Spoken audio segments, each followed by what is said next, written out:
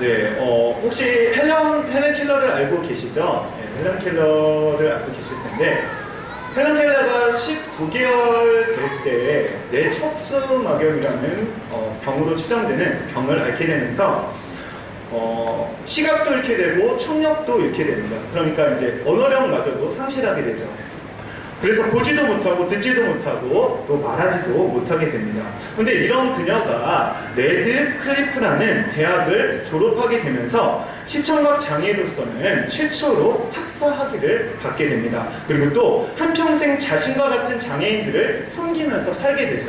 근데 그녀가 이렇게 변화된 삶을 살 수 있었던 것은 그녀 혼자만의 힘이 아니라 그녀에게 있었던 설리번이라는 훌륭한 선생님이 있었기 때문입니다. 헬렌 켈러는 여러 가지 장애로 인해서 어릴 적에 그 성격이 괴팍하게 변화됐었어요. 그래서 그 어느 누구도 그녀가 행복한 삶을 살 수 있을 거라고 생각하지를 않았습니다. 그러니까 그녀에게서 소망을 발견하지를 못했던 거죠. 그런데 이런 그녀의 가정교사로 누가 오게 되냐면 바로 설리번 교사가 오게 됩니다. 이 설리번 교사는 헬렌 켈러를 끝까지 포기하지 않고 사랑으로 가르쳤어요. 그 결과 헬렌 켈러는 장애를 이겨낼 수 있었고 시청각 장애인으로서 최초로 대학을 졸업하게 됩니다. 그리고 한평생 자신과 같은 장애인들을 섬기는 그런 삶을 살게 되죠. 이렇게 헬렌 켈러는 설리번이라는 선생님을 만나서 변화된 삶을 살게 되었어요. 또 예전에 우리 한참 즐겨봤을지는 모르겠지만 인기 있던 프로그램 중에 우리 아이가 달라졌어요 라는 프로그램 아시죠? 거기에 꼭 등장하시는 원장님이 계시는데 오은영 원장님이라고 알고 계시나요? 이렇게 푸짐하게 생기셔서 떼그래가지고 이렇게 그분 계시는데 이게 희한하게 문제가 있는 아이들이 그 선생님만 거치면 그 문제가 다 해결이 되는 거예요. 완전히 다 변화되어지는 그런 모습들을 우리가 보게 되었습니다.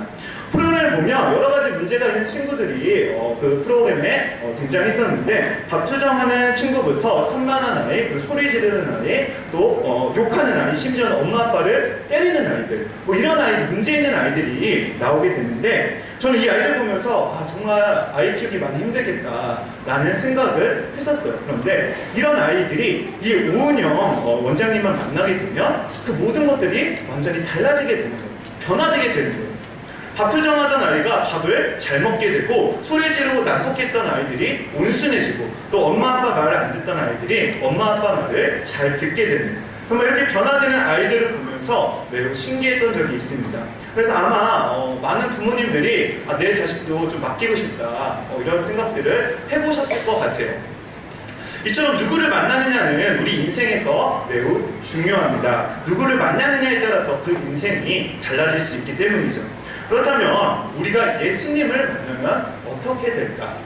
오늘 말씀을 보니까 예수님을 만나서 완전히 변화된 삶을 살았던 한 인물을 소개하고 있는데 그 사람이 누구냐면 바로 삭개오입니다. 삭개오는 예수님을 만나고 완전히 변화된 삶을 살게 되죠. 사실 오늘 우리 고등부 학생들이 지난 수련회 때 받았던 그 은혜에 감사하면서 특성으로 하나님께 영광을 돌렸는데 이번에 고등부에서 수련회 때 너희는 세상의 소금이요 빛이라는 주제로 예수님을 믿는 사람들의 삶이 어떠해야 하는지에 대해서 알아보고 또 결단하는 시간을 가졌었습니다. 예수님을 믿는다는 것은 단순한 것이 아니죠. 그냥 말로만 내가 예수님을 믿는다고 해서 진짜로 예수님을 믿는 것도 아니고 또 예수님을 지식적으로만 알고 있는다고 해서 그것이 믿음이 아닙니다. 예수님을 믿는다는 것은 그 믿음에 합당한 삶이 우리 가운데서 나타나야 하는 거예요. 그래서 성경을 보면 곳곳에서 믿음에 합당한 삶을 살아야 한다라고 가르치고 있습니다. 대표적으로 야고보서 보면 행함이 있는 믿음에 대해서 가르치고 있는데 행함이 없는 믿음은 죽은 믿음이라고 말씀하며 믿는 자의 삶에 대해서 강조하고 있어요. 또 이번 고등부 여름 수련의 주제 말씀이었던 마태복음 5장 13절로 16절까지의 말씀에서도 예수님을 믿는 우리를 세상의 소금이자 빛으로 말씀하며 예수님을 믿는 우리가 이 세상에서 소금으로 그리고 빛으로 살아야 한다고 가르치고 있죠. 그러니까 우리는 세상의 소금이자 빛으로서 우리 모습 가운데서 예수 그리스도의 맛이 나타나야 한다는 겁니다. 우리 모습 가운데서 예수 그리스도가 드러나는 그 모습이 나타나야 한다는 거죠. 이처럼 예수님을 믿는 사람은 그 믿음에 합당한 모습이 있어야 하는데, 우리가 예수님을 진정으로 믿는다면 이러한 믿음에 합당한 모습이 우리 삶 가운데서 반드시 나타나게 되어 있습니다. 예수님을 믿는 사람들을 변화시켜서 그 믿음에 합당한 삶을 살 수 있도록 도와주시죠. 특별히 우리 죄를 깨닫게 하셔서 회개케 만드시고, 또 무엇이 옳고 그른지를 깨닫게 하셔서 우리로 하여금 올바른 길로 나아갈 수 있게 만들어주세요. 하나님의 말씀에 순종하는 삶, 하나님이 기뻐하는 삶을 살 수 있도록 예수님께서 만들어 주십니다. 그러니까 예수님을 진정으로 만난 사람은 이전에 잘못된 삶을 계속 사는 것이 아니라 그 삶에서 벗어나서 완전히 변화된 삶, 그 믿음에 합당한 삶을 살게 된다는 거예요. 이처럼 예수님을 만나면 변화된 삶을 살게 되는데, 오늘 본문의 그 삭개오, 이 삭개오가 바로 이런 변화된 삶을 살았습니다. 오늘 본문에 등장하는 삭개오는 여리고에 살고 있는 세리장이었어요. 여리고라는 동네는 하나님의 낙원이라는 뜻을 가지고 있는 아름다운 도성이었는데, 이곳은 무역의 중심지였습니다. 그러니까 이 여리고라는 동네가 아주 부자 동네였던 거죠. 그런데 이런 부자 동네에 세리장으로 삭개오가 있었던 거예요. 그러니까 삭개오가 얼마나 큰 부자였는지를 우리는 알 수 있는데, 오늘 본문 2절에서도 삭개오를 부자라고 소개를 하고 있습니다. 그래서 세상적인 눈으로 우리가 삭개오를 바라보면, 그 인생이 참 성공한 인생이다, 그 인생이 행복한 삶이겠다라고 우리가 예측해 볼 수 있지만, 사실 삭개오는 성공한 인생을 살지도 못했고 또 행복한 삶을 살지도 못했습니다. 왜냐하면 당시 세리들은 유대인들에게, 자기 동족들에게 죄인 취급을 받았기 때문이죠. 유대인들은 세리들을 창녀와 같이, 그리고 이방인과 같이, 그리고 범죄자와 같이 죄인 취급을 하면서 그들과 상종하지를 않았어요. 그런데 삭개오가 바로 이런 죄인 취급을 받는 세리였던 겁니다. 당시 세리들은 로마의 앞잡이 노릇을 하면서 동족들에게 터무니없는 세금을 부과해 부당한 이익을 챙겼어요. 세리들은 동족들의 아픔은 생각하지도 않고 자기 자신의 배만 돌리는데 급급했었죠. 그래서 유대인들은 이런 세리들을 죄인 취급하며 가까이 하지 않았던 겁니다. 그런데 삭개오가 이러한 세리들의 우두머리 격인 세리장을 맡고 있었으니까 그가 동족들에게 얼마나 큰 미움을 받았는지 우리는 짐작해 볼 수가 있습니다. 그의 재산이 늘어나면 늘어날수록 그는 동족들 사이에서 더 큰 비난을 받았을 것이고 더 큰 미움을 받았을 거예요. 그러면서 그는 점점 더 소외된 삶을 살았겠죠. 그런데 삭개오라는 이 이름의 뜻이 무엇인지 알면 그 인생이 너무나 불쌍하다는 것을 우리가 알 수 있습니다. 이 삭개오라는 이름의 뜻이 무엇이냐면 의로운 자, 순결한 자라는 뜻을 가지고 있죠. 그러니까 삭개오는 지금 자신의 이름값조차도 하지 못하면서 너무나 불쌍한 인생을 살고 있었던 거예요. 그가 무엇 때문에 동족들로부터 따돌림을 받으면서까지, 또 그러면서 오직 돈 버는 데만 신경을 썼는지는 알 수 없지만, 결과적으로 보면 그의 인생이 성공한 인생이라고, 그리고 행복한 인생이라고 할 수가 없습니다. 그는 오히려 불쌍한 인생을 살고 있었죠. 그러니 그는 자신의 삶에 대한 많은 고민이 있었을 거예요. 그런데 이런 삭개오에게 삶의 전환점이 되는 한 가지 큰 사건이 일어나게 되는데, 그 사건이 무엇이냐면 바로 예수님을 만나게 됐다는 겁니다. 오늘 1절에 보면 예수님께서 여리고로 들어가 지나가시더라라고 기록하고 있어요. 예수님께서 마지막 사역인 십자가 사역을 감당하기 위해서 지금 예루살렘으로 향하고 계시는 겁니다. 그런데 그 예루살렘으로 향하고 있는 그 길 가운데 여리고를 지나가셔야만 했던 거죠.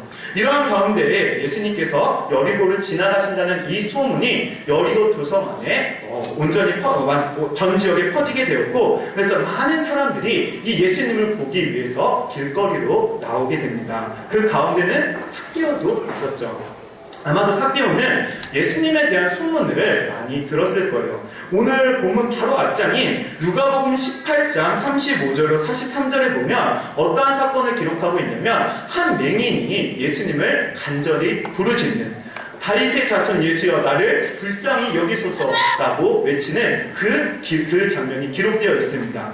그 결과 예수님은 그 맹인을 바라보시고 그 맹인을 치료하시죠. 그로 인해서 그 맹인이 하나님께 찬양을 드리고 또 그로 인해서 그곳에 있는 많은 사람들이 하나님을 찬양하는 이러한 사건이 18장에 기록되어 있습니다.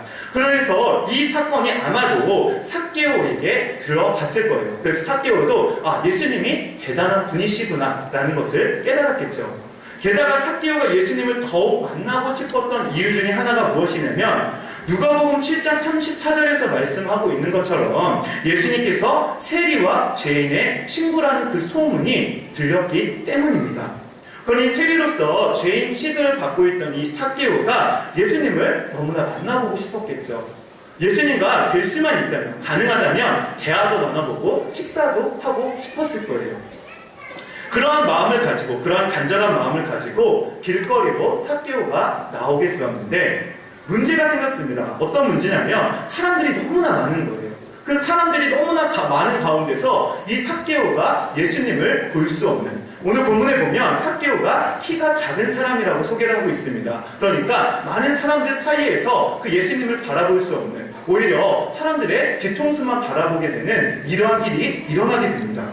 하지만 삭개오는 이럴 때 포기를 하지 않고 하는 예수님을 다 보고자 하는 그 열망을 가지고 체면이고 뭐고 신경 쓰지도 않은 채 어디로 올라가게 되냐면 뽕나무에 올라가게 되죠. 오늘 본문은 이제 돌무화과 나무라고 기록을 하고 있는데 개역 한글에서는 이를 뽕나무라고 소개를 하고 있습니다. 사실 우리가 뽕나무가 더 익숙하시잖아요, 그렇죠? 그래서 오늘은 뽕나무라고 말씀을 드리겠습니다. 어쨌든 삭개오가 체면을 구기는 그러한 일들 신경도 쓰지 않고 그냥 그 뽕나무에 올라가 걸터 앉게 됩니다. 그 당시 이제 뽕나무에 올라갔던 사람들이 누구냐면 어린 아이들이에요. 어린 아이들이 예수님을 보기 위해서 뽕나무에 올라가서 걸터 앉았었는데 이 삭개오가 그러한 모습으로 그곳에 걸터 앉아서 예수님이 지나가기를 기다리고 있었던 겁니다. 그런데 그때 삭개오와 예수님이 눈이 마주치게 되죠. 그리고 예수님은 삭개오에게 다가와서 이렇게 말씀을 하십니다. 삭개오야, 속히 내려오라. 내가 오늘 너희 집에 유하여야 하겠다. 정말로 놀라운 일이죠. 삭개오는 예수님을 만나본 적이 없습니다. 그런데 예수님은 이미 삭개오를 알고 계셨어요. 그리고 어떻게 삭개오의 그 마음을 알고 계셨는지 예수님은 삭개오를 부르시면서 오늘 너희 집에 유하여야겠다라는 말씀을 하시죠. 어떻게 이러한 일이 일어날 수 있을까? 이것이 가능한 이유는 예수님께서 전지전능하신 하나님이시기 때문입니다. 예수님께서 하나님이시기 때문에 이미 삭개오를 알고 계셨고 또 삭개오의 그 마음을 읽고 계셨던 거예요. 그래서 그 수많은 사람들 중에서, 수많은 인파들 중에서 누구를 바라보시냐면 삭개오를 바라보시고 그를 내려오라, 그 너희 집에 유하여야겠다라고 말씀하시죠. 그러니까 삭개오의 그 간절한 마음을 보시고 그 삭개오의 그 간절한 마음에 응답해 주신 거예요.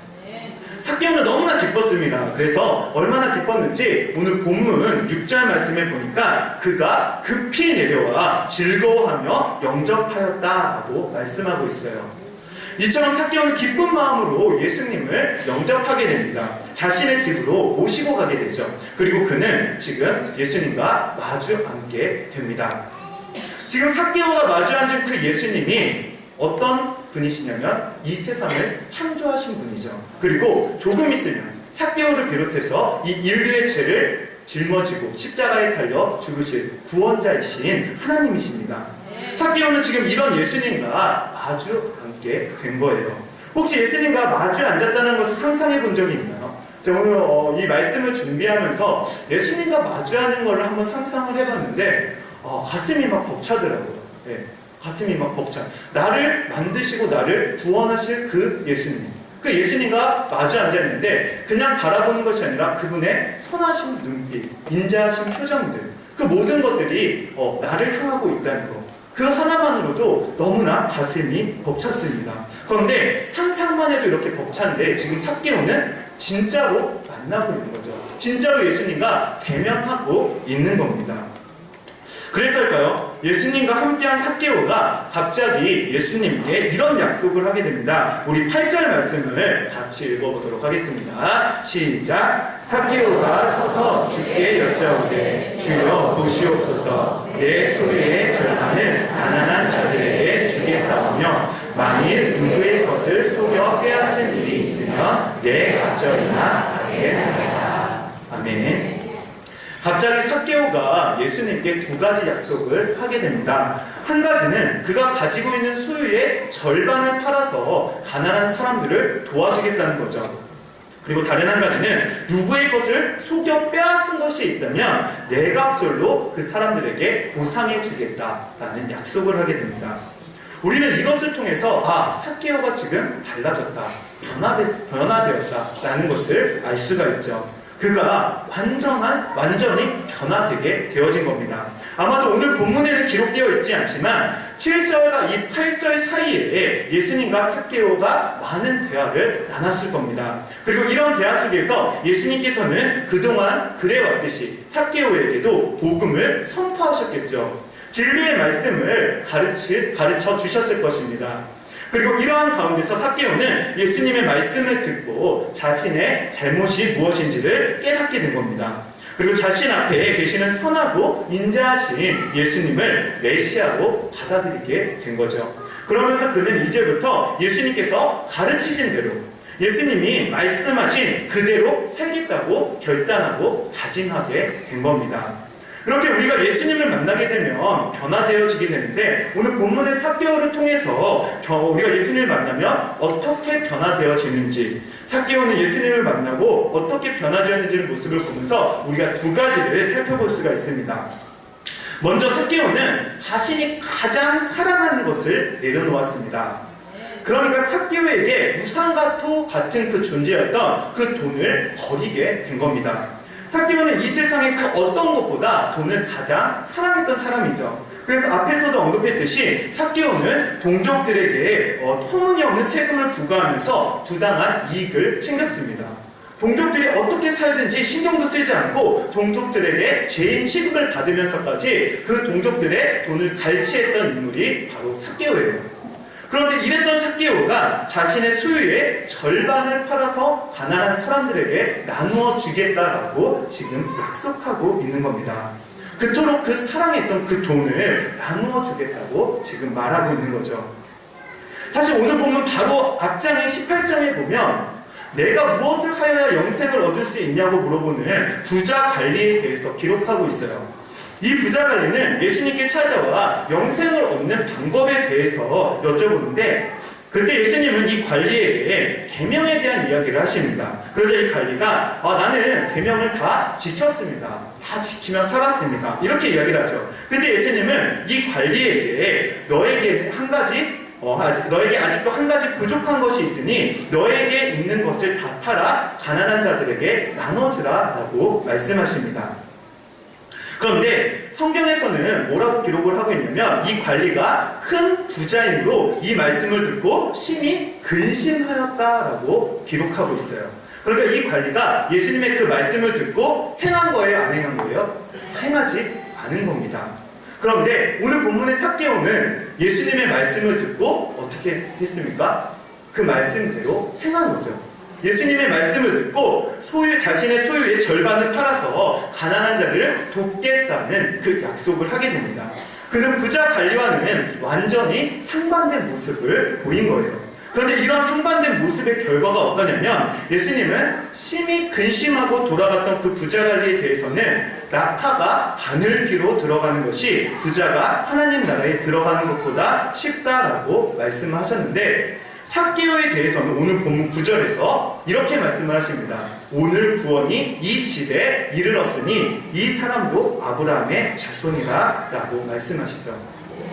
이처럼 우리가 예수님을 진정으로 만났다면 예수님보다 더 사랑하는 것들을 버려야 됩니다. 우상과도 같은 그 존재를 버려야 하는 것이죠. 그리고 예수님을 가장 최고로 사랑해야 하는 겁니다. 삭개오도 예수님과의 그 짧은 만남 속에서 예수님을 사랑하게 되었고, 그 결과 자신이 그동안 최고로 사랑했던 그 돈을 내려놓을 수 있게 되었던 겁니다. 그런데 우리도 예수님보다 더 사랑하는 것이 있는지 없는지, 그래서 예수님을 최고로 사랑하지 못하고 있는지를 한번 점검해 볼 필요가 있습니다. 만약에 우리에게 예수님보다 더 사랑하는 것들이 있다면 우리는 반드시 그것을 버려야 하는 거예요. 만약 버리지 못한다면 앞서 근심하고 돌아갔던 부자 관리와 우리는 다를 바가 없는 겁니다. 요즘 보면 우리 주변에 우상들이 참 많은 것 같아요. 삭개오처럼 돈이 우상이 되기도 하고 또 사랑하는 애인이 우상이 되기도 합니다. 또 가족들이 우상이 되기도 하죠. 또 어딘가에 빠져서 대부분의 시간을 허비하고 있는 것도 우리의 우상이 될 수가 있어요. 요즘 아이들 보면 어디에 빠져있죠? 게임에 빠져있죠. 게임. 또 어른들도 빠져있는 게 있는데 어디에 빠져있냐면 스마트폰 요즘 많이 보고 있지 않나요? 그쵸? 예전에는 핸드폰 많이 안 봤는데 요즘은 스마트폰. 이것도 우리가 많은 시간을 허비하는 곳에 있습니다. 또 술과 담배에 빠져있는 사람들도 있고 TV, 드라마에 빠져있는 사람들도 있고 또 우리 주부들 빠져있는 게 있는데 홈쇼핑 좀 이렇게 빠져있잖아요, 집에서. 그렇죠? 홈쇼핑도 계속 보면서 사실 사지도 않을 건데 계속 넘겨보면서 뭐가 나왔지? 가끔 저도 그럴 때가 있어요. 이렇게 보다 보면 신기한 물건들이 이렇게 가끔 나오더라고요. 보면서 되게 신기하다, 사고 싶다 그러면서 홈쇼핑만 볼 때가 있는데 홈쇼핑도 우리가 이렇게 빠질 때가 있습니다. 또 남자들은 취미 활동에 빠질 때가 있어요. 저도 이제 한때 당구를 좀 좋아한 적이 있습니다. 네, 당구를 좋아한 적이 있는데 당구에 한참 빠져있을 때 자기 전에 천장을 보면 당구공이 계속 돌아다녀요. 네. 이미 거기에 빠져있는 거죠. 그렇죠? 거기에 빠져서 헤어나오지 못하고 있는 거예요. 사실 이러한 것들을 뭐라고 이야기를 하냐면 중독이라고 얘기해요. 중독. 그러니까 중독은 사랑하게 되면서 거기에 빠지게 되는 겁니다. 그러니까 우리가 중독되어지면 어떻게 되는 거냐면 하나님과 그만큼 멀어지게 되는 거예요. 하나님을 더 많이 사랑하지 못하고 다른 것들을 사랑하게 되는 겁니다. 그러니까 우리는 그런 중독된 것들, 하나님보다 더 사랑하는 것들, 하나님께 더 많은 시간을 보내야 되는데 그러지 못하고 다른 곳에 시간을 허비하고 있는 것들, 그러한 것들을 다 내려놓고 우리는 하나님께 나아가야 되는 거예요. 하나님께 중독된 삶을 살아야 하는 것입니다. 두 번째로 예수님을 진정으로 만나게 되면 자신이 지은 죄를 회개하게 됩니다. 삭개오는 오늘 예수님을 만나고 두 번째 약속으로 내가 만일 누구의 것을 속여 빼앗은 일이 있으면 내가 절로 갚겠다라고 약속을 하게 되죠. 이것이 바로 회개입니다.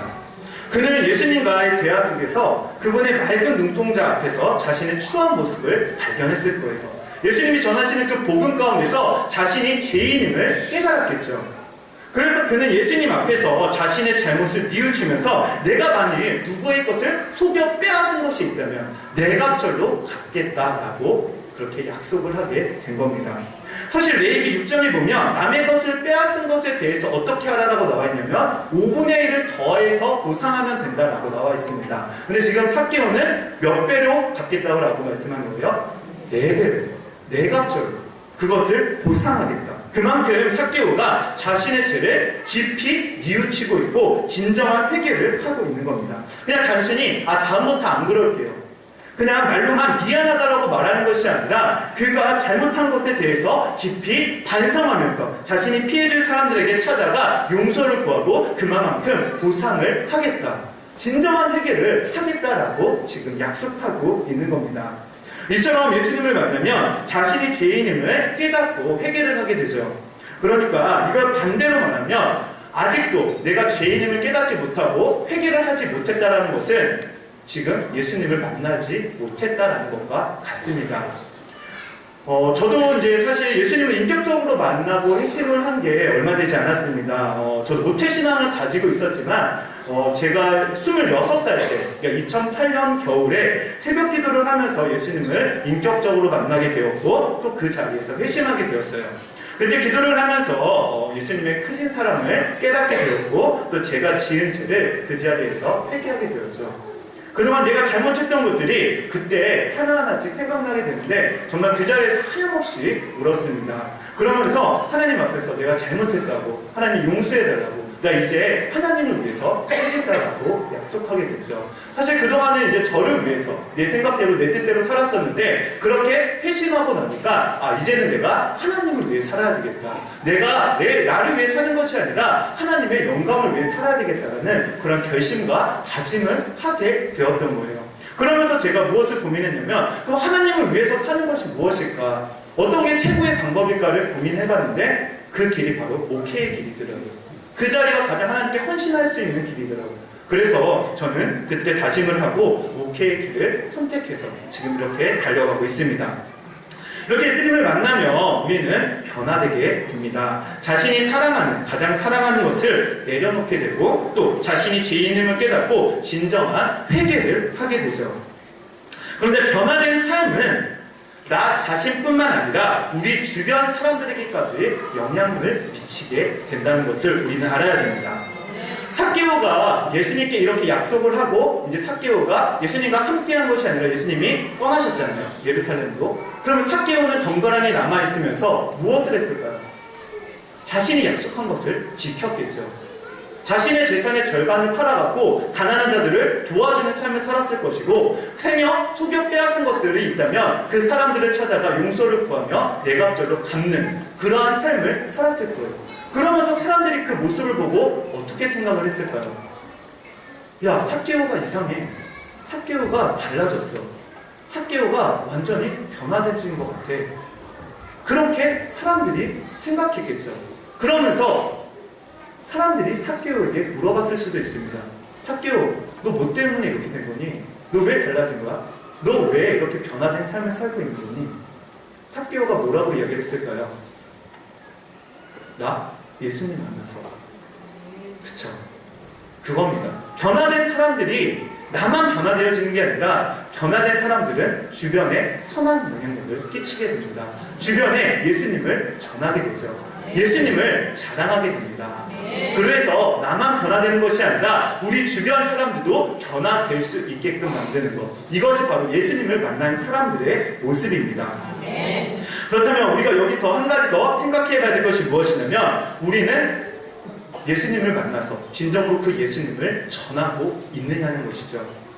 그 변화된 삶을 통하여서 내 안에서 예수 그리스도의 모습이 드러나고 있느냐는 겁니다. 특별히 지금도 세상에는 삭개오 같은 사람들이 많이 있어요. 많은 것을 가지고 있지만, 많은 것을 누리고 있지만 영적 공허함 가운데서 삶의 만족을 느끼지 못하는 사람들, 세상 속에서 무언가 진리를 찾고 있는데 그것으로 치우지 못하고 어떤 다른 것들을 계속해서 찾고 있는 사람들. 삭개오가 그런 인생을 살았었거든요. 근데 삭개오가 누구를 만나고 변화되어지냐면 예수님을 만나고 변화되어지는 거예요. 근데 지금 그러한 예수님을 찾지 못해갖고 여전히 만족하지 못하는 삶을 살고 있는 그러한 사람들이 지금 이 세상에 많이 있다는 겁니다. 그럼 우리가 해야 할 일이 무엇이냐면 그 사람을 찾아가야 되는 거죠. 그 사람을 찾아가서 예수님을 전하는 일을 우리가 또한 해야 되는 겁니다. 그런데 그 사람들이 예수님을 만나고 변화된 삶으로 살게 되는 거예요. 지금까지 삭개오의 모습을 통해서 예수님을 만나면 어떻게 되는지에 대해서 살펴보았습니다. 삭개오는 예수님을 만나고 변화되어졌어요. 그렇다면 우리는 어떤가요? 예수님을 만나셨습니까? 예수님을 진정으로 만나셨나요? 그럼 우리 성도님들 삶 가운데 변화된 모습이 발견되고 있습니까? 우리가 이 시간 이것을 점검해 보아야 될 줄 믿습니다. 예수님을 믿는다는 것은 앞서 말한 것처럼 단순한 것이 아닙니다. 머리로만 예수님을 안다고 해갖고 그것이 믿음이 아니라는 거예요. 내가 입술로 나 예수님 믿어, 나 기독교야 라고 말한다고 해서 내가 예수님을 믿는 것이 아니라는 겁니다. 그냥 단순히 교회에 나와서 그냥 예배 자리에 있는 것만, 이것이 예수님을 믿는 것이 아니라는 겁니다. 예수님을 진정으로 믿는다면 그 사람에게서 그 믿음에 합당한 모습, 변화된 삶이 나타나야 한다는 거예요. 그런데 지금 이 시간 우리의 믿음을 점검해 보시기를 간절히 소원합니다. 특별히 삭개오의 모습을 통해서 우리 가운데 우리가 사랑하는 것들을 내려놓아야 하는 거예요.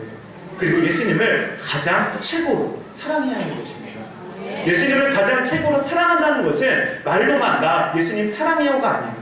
예수님의 말씀에 순종하는 삶을 살려고 노력하는 것, 아둥바둥 되는 것, 그것이 바로 예수님을 사랑하는 사람의 모습입니다. 또 하나 변화된 모습이 뭐냐면 내 죄를 깨닫고 진정한 회개를 하는 것입니다.